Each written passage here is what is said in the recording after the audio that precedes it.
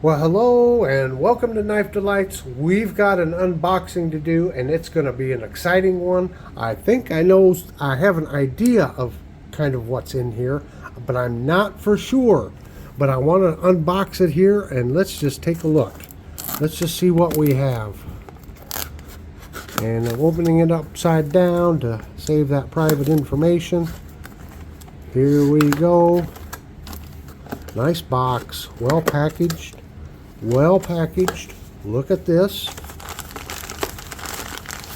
And we're going to set that aside. And look what we have. We have two knives. Well packaged. Oh my goodness. Here we go. And what do we got in here? I have somewhat of an idea. Oh, look at this gem. Oh, look at that bone. Oh, it's nice and smooth. This knife has been carried a lot. What a gorgeous little knife. We've got a nail file there. And we've got a small pen blade there. Yeah, and what else do we got? There's our main blade. And we got one more in here. Got an easy open here. Got another pen blade. So we got two pen blades, a main blade, a nail file, and it's on an equal-ended frame. So I had a viewer reach out to me and asked if he sent me this knife, if I would do one of my restoration videos on it and help restore his knife. And you better believe I will. So what's our brand here? See, I can't even quite read what the brand is. We're going to have to get that cleaned off so I can read that tang stamp. What a gorgeous old knife. What a gorgeous old knife. Okay. Then he said, along with it, he was just going to send a knife for me as a gift for cleaning up. Oh, don't drop it, Tom. Let's get rid of the paper. Yeah. That's the last thing I need to do is drop and crack his bone covers there, right? Wow. Get this open again. Got a lanyard. Oh my goodness. Mountain Guide. Look at this knife. Woo! Yes. High carbon steel. Look at that hawkbill blade on there. You know, Tobias just did a video on what do you want to say, replicas of Swiss Army knives. And this is a fantastic. Oh, look at this. Well, I'm not going to review these right now. I just wanted to share with you the unboxing and the opening of this beautiful knife here. We're going to get started working on this, and I'm sure we're going to be going over this one too. So to my viewer, thank you so much. Okay, to get started on this knife, the first thing is I want to clean this tang stamp off and see if we can find out who made this knife. You know, curiosity. It's all about curiosity. Yep, let's see what we got. Oh, I gotta plug myself in here. It might help to have some juice, right? Okay, now we can get her started.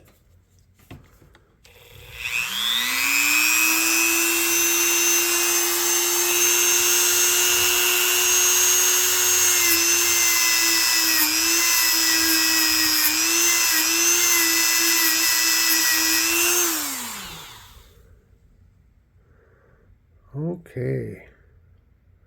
I can't read it. It is tiny. These old eyes. Let me see here. Oh, it just says high carbon steel. And then USA underneath it. That's what I'm finding out so far. High Carbon Steel USA.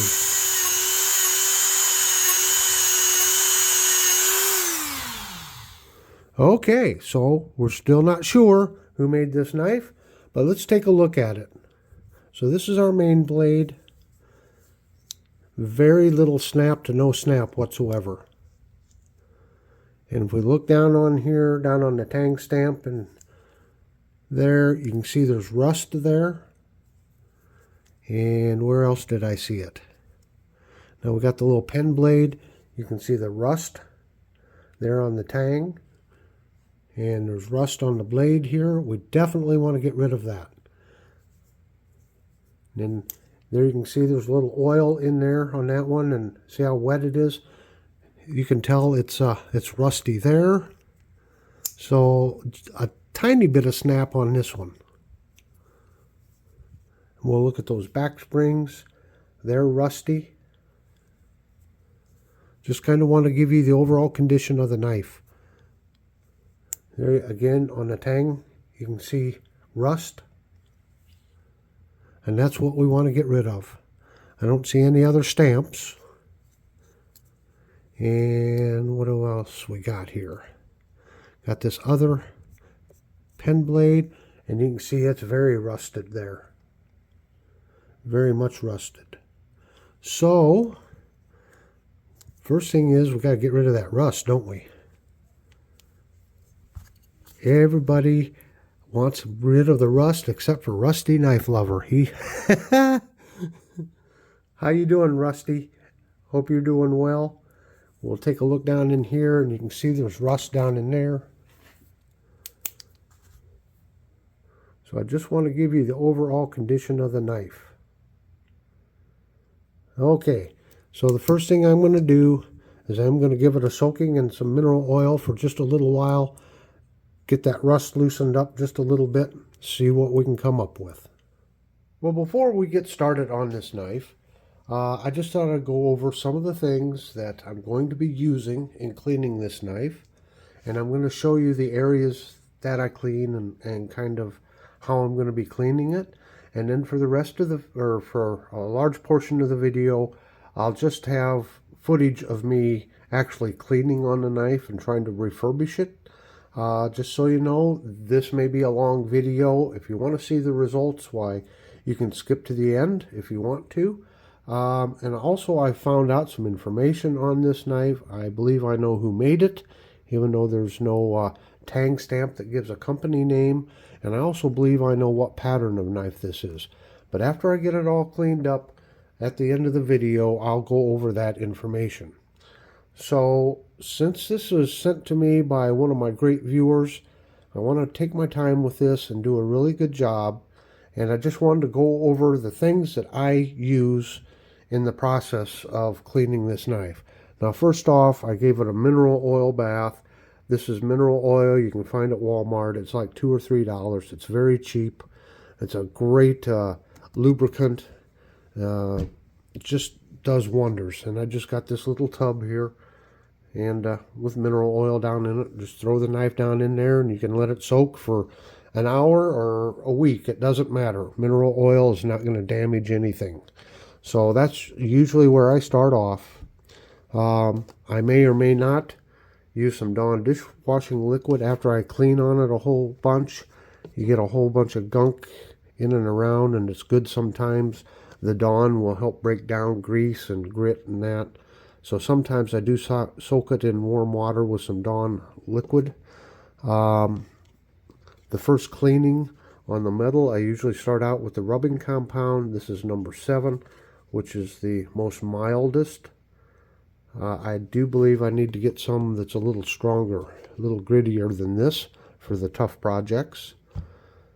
I usually finish up using some case paste to put that final polish on. I use a flashlight. Helps me to really look down in there, down in the channels. This flashlight was sent to me by John at JO Ventures. So thanks again, John. I use this little tiny screwdriver. It helps me get down into the little nooks and crannies. Especially when I'm using these patches. And these are just, cotton patches you can find in any sporting goods store. Let me see.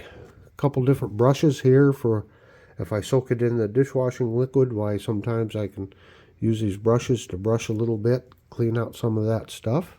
Of course, I have my Dremel tool here, and the felt pad I have on there right now is just a round one. It does good for general overall cleaning and for polishing, but it doesn't get the stubborn stuff. So sometimes I have to use this conical felt pad here. It's a little tougher and it'll grind off a little better some of the stuff, but it doesn't do it evenly. You got to kind of use this one to get it done more evenly. But conical, I can also get into some little nooks and crannies sometimes a little better and target just a specific spot with this. Let's see. Every now and then I have to use some sandpaper, and this is 2000 grit.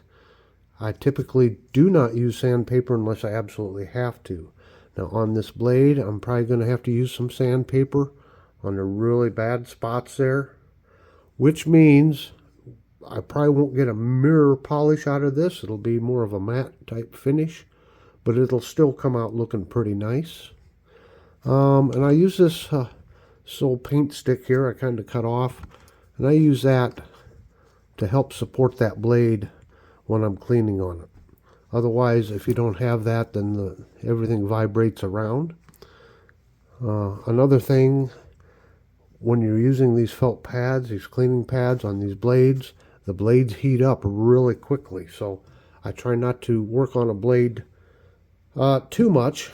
I'll do some on this side, get rid of some, and then turn it over, do the other side, and then usually switch to a different blade and let this one cool off. So those are the different steps you're going to be seeing me do. Pretty self-explanatory on the blades. On the back springs, I'll kind of use the same process, trying to clean all of that. You can see the rust on there, pretty bad. You'll see me again with the little screwdriver and pad. And I try to get down into all these little nooks and crannies. Just everywhere you can get down in there. And I'll use one of these cleaning patches to get down in there, clean it all out. And sometimes I'll use some sandpaper and get it down in there to help loosen stuff up. And where did I put it? I got a little wire wheel.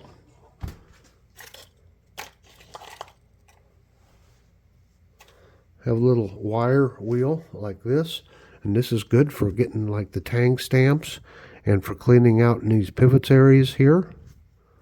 I do not typically use a wire wheel on the blades itself because you don't want to scratch the blades all up using it, but it doesn't scratch up the tang stamps and it won't scratch up the back springs. So having said all of that, please sit back, enjoy the journey here as I clean on. Oh, one other thing I want to point out before we get started is you'll also see me cleaning these back springs. If you see the back spring there, you can see how dirty that is. So just pull the blade out to where it would be halfway out, or the half stop area if it has a half stop. And then you can take this and clean on it. And again, I may have to use some sandpaper very carefully. You want to be careful and not touch the covers. So those are kind of the steps that you're going to be seeing me do here. And so let's get started.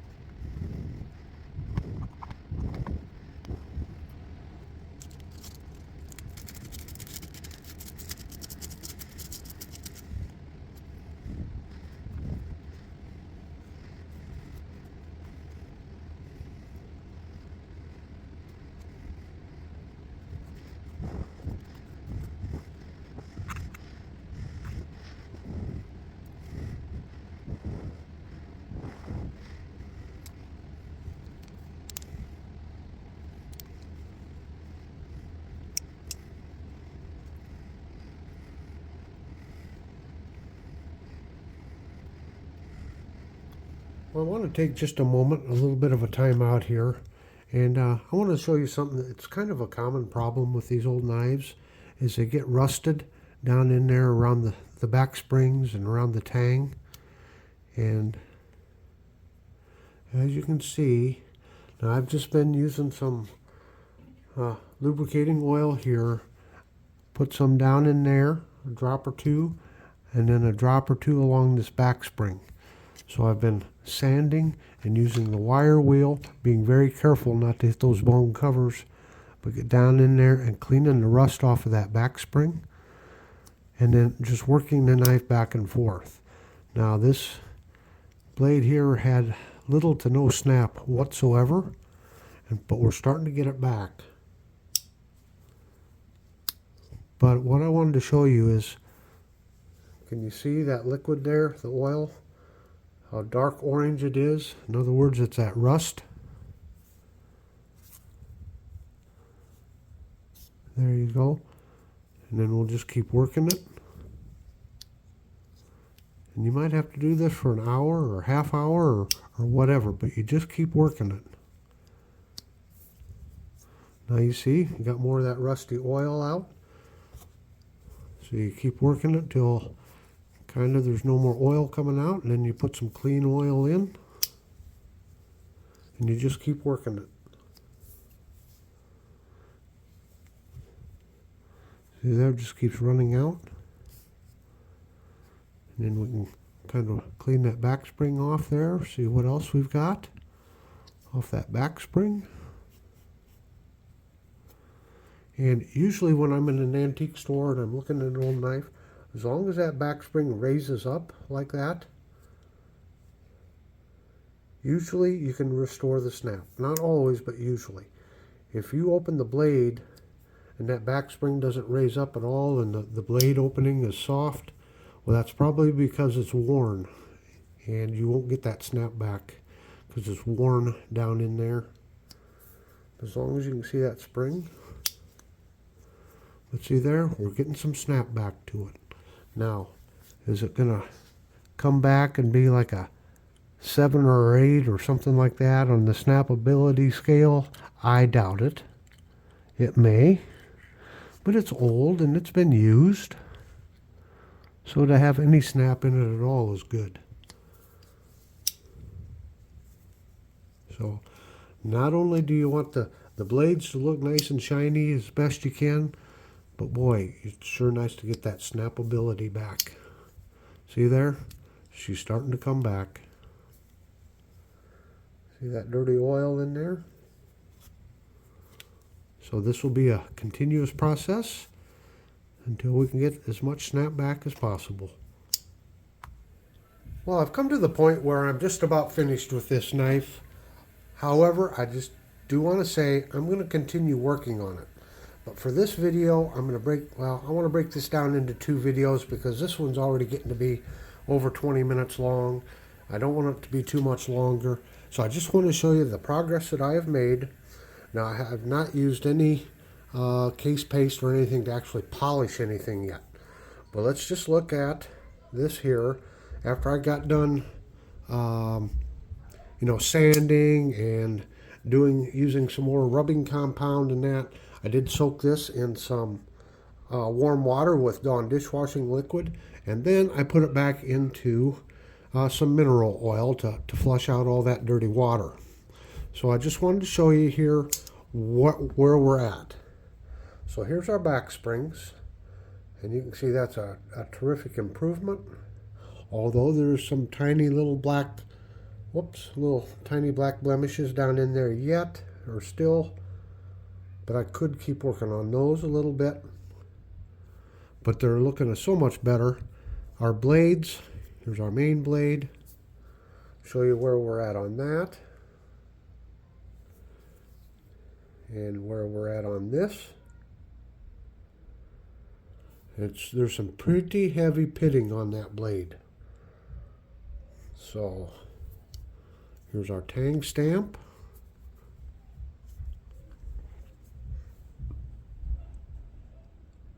High carbon steel.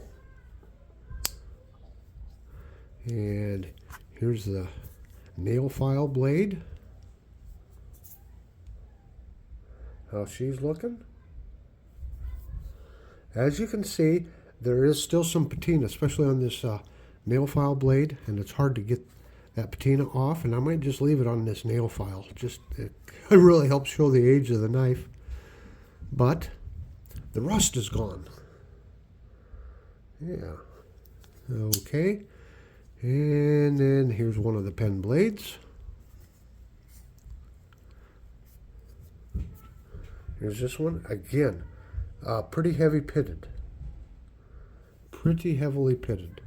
So, I wanted to ask El Phoenix, sir, what are you thinking of this knife? One question I have for you is on these heavily pitted blades. I could keep sanding on them to get rid of that darkness on them, but these blades are already thin blades. I'm afraid to keep sanding too much more to try to get those out because you're sanding your blade away.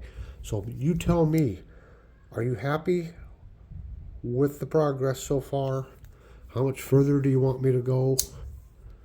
Of course, we want to make it look like it's brand new, new out of the box, but I'd have to remove a whole lot of metal in order to get rid of that pitting. So you tell me, El Phoenix, are you happy with the knife, what I've done here? And then we can look down in here a little bit.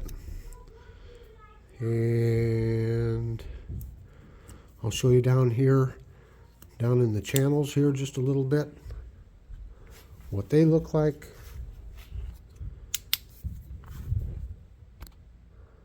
So yeah, there's just a little bit more cleaning that needs to be done, but I want to try a new process or add a new step to the process. And it's going to take me a few days, maybe a week or two, before I can get the materials that I want to use. So we're going to leave it right here like this for now and call this part 1. Everyone, I'd really like your opinion. What do you think here? What do you think? Well, I tell you what, I've done a lot of restorations, done a lot of videos. I'll leave a link down here in the bottom right hand corner for my other restoration videos. And down here in the center, that big round Knife Delights logo, punch on that if you'd like to subscribe.